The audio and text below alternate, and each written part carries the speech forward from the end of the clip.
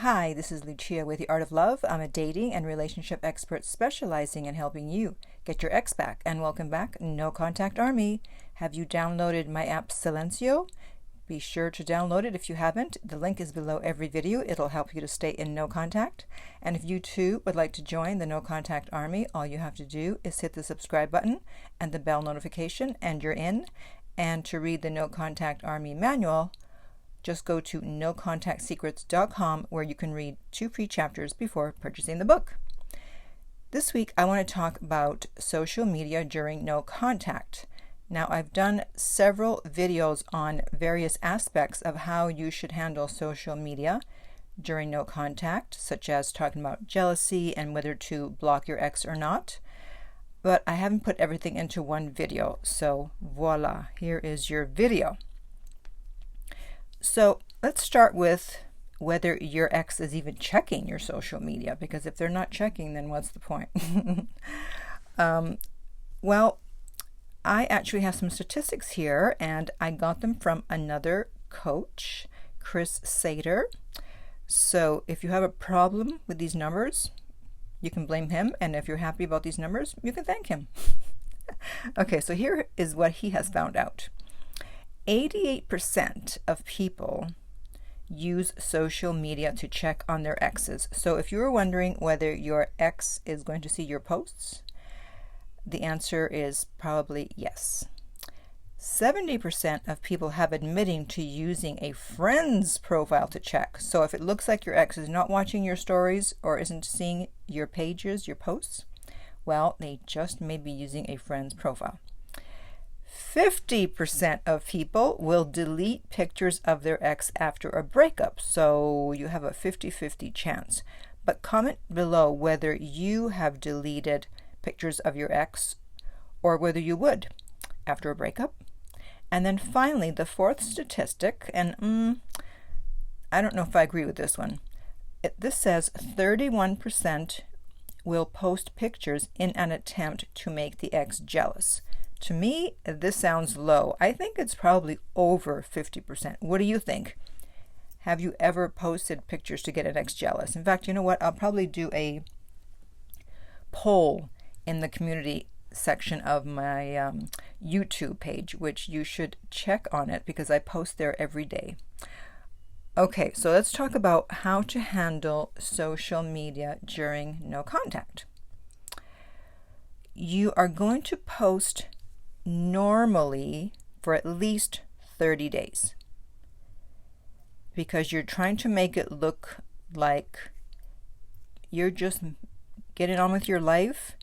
The breakup hasn't affected you that much, because if you all of a sudden start posting that you're so happy and you're out and everything's going well, they're not going to believe it, and you're going to look desperate, which will work against you. So if you normally posted twice a week before, continue to post twice a week. If you normally posted twice a day, post twice a day. You want to come across as unbothered. Also, if you stop posting altogether, or all of a sudden you start posting a lot more than usual, they're going to assume it's because of them. Remember, no contact works on a psychological level. And social media gives you the opportunity to send them the image, a controlled image that you want them to view you a certain way. Even if you're in bed crying every night, as long as you don't post that, they're going to think you're unbothered. So you want to make it seem as if you have accepted the breakup. And so you're probably thinking, but wait, I don't want them to think I've accepted the breakup. I want them to know I want them back. Listen, they already assume you want them back since you're not the one who initiated the breakup. You don't have to shout it out from your social media. It's when you don't shout it out from your social media that they wonder if you've moved on, and this will usually raise their interest level. After 30 days, that's when the fun begins. So you can start posting new things, new places, new people, because they're going to be expecting you to post the same old thing, But in posting new things, they're going to associate that with you moving on, especially if it's new people. They'll be like, oh, who's that guy? Who's that girl? And this will raise their interest level, and that's what you need to do if you're going to get them to start thinking about maybe coming back, that maybe they made a mistake, that maybe they miscalculated their feelings for you, and they miscalculated you. So you're going to have your 30 days to hide out and work on yourself. And then after that, post away and show your new body, your new face, your new whatever, your new friends, your new life. Now, what do you do if they like a post? Nothing. That's breadcrumbing. What do you do if they react to your story? Nothing. That's breadcrumbing. What do you do if they post a comment? Nothing. That's breadcrumbing. If you respond to those, you will look desperate and low value. They're trying to take your temperature, so to speak, to see if you'll react. This guy that I had seen a couple of times, and then we were supposed to see each other a third time, and then he disappeared. He ghosted. So I'm like, okay. And then he sent breadcrumbs once in a while, and I did absolutely nothing. And this went on for many, many months.